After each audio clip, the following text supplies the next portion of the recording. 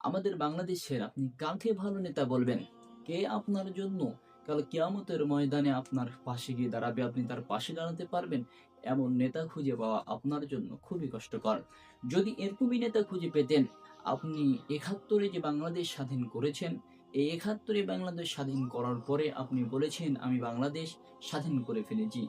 ৭১ যখন বাংলাদেশ স্বাধীন হলো, ফ্যাসিবাদী সরকার, অত্যাচারী সরকার যখন মুসলমানদের উপর অত্যাচার করল, আলেম বলেন বিভিন্ন দলের উপর অত্যাচার করল, তখন আপনি বললেন যে এই ফ্যাসিবাদী সরকার আমাদেরকে অত্যাচার করেছে। যখন এই ফ্যাসিবাদী সরকারকে আমরা ৫ই আগস্ট ২০২৪ সালে ৫ই আগস্ট আমরা তাদেরকে দেশ থেকে বিতাড়িত করলাম, দেশ থেকে তাকে তাড়িয়ে দিলাম, হেলিকপ্টারে পালিয়ে গেছে, আপনারা যা দৃশ্য দেখেছেন। এই সময় ফ্যাসিবাদী সরকার যখন পালালো, আমাদের সকল মানুষগুলো বলল, আমরা আবারও দেশ স্বাধীন করেছি।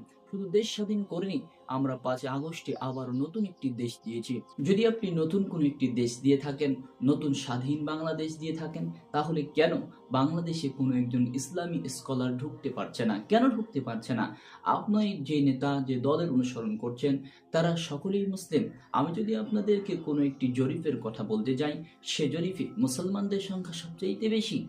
আপনি বাংলাদেশে ইসলাম ধর্মের অনুসারী, মুসলিম ধর্মের অনুসারী প্রায় ৯১%। আর অন্যান্য ধর্ম হিন্দু বলেন ৭%, আরও অন্য ধর্ম আছে বৌদ্ধ বলেন এবং খ্রিস্টান বলেন। তবে ইসলাম ধর্মের অনুসারী বাংলাদেশে প্রায় ৯১%। ৯% হলে ১০০% হবে। তাহলে বাংলাদেশ আপনি নিজেকে বলছেন স্বাধীন দেশ, ফ্যাসিবাদী সরকারকে তাড়িয়ে দিয়ে আপনি বলছেন স্বাধীন দেশ। অথচ বাংলাদেশের মধ্যে একজন আমাদের আলেমরা, দায়ীরা কেন ঢুকতে পারছে না? এটা আমি আমাদের সরকার, দেশবাসীর কাছে বলতে চাই যে কেন আমাদের দেশে আমাদের আলেমরা ঢুকতে পারছে না। এই যে ডক্টর জাকির নায়েক, তিনি একজন আলোচিত ব্যক্তি এবং তিনি একজন দায়ী এবং আলোচক এবং ধর্ম বিশেষজ্ঞ। কেননা এরকম একজন দায়ী যদি বাংলাদেশে না ঢুকতে পারে, তাহলে আপনি কিভাবে বলতে পারেন দেশ স্বাধীন হয়ে গেছে? এটা আপনার অযৌক্তিক জ্ঞানের কমতি থাকতে পারে। যদি জ্ঞানেই কমতিই বা না থাকে, তাহলে কেনই বা আপনি নিজেকে এভাবে দাবি করছেন যে আমরা বাংলাদেশ স্বাধীন করে ফেলেছি? না, কখনোই নয়।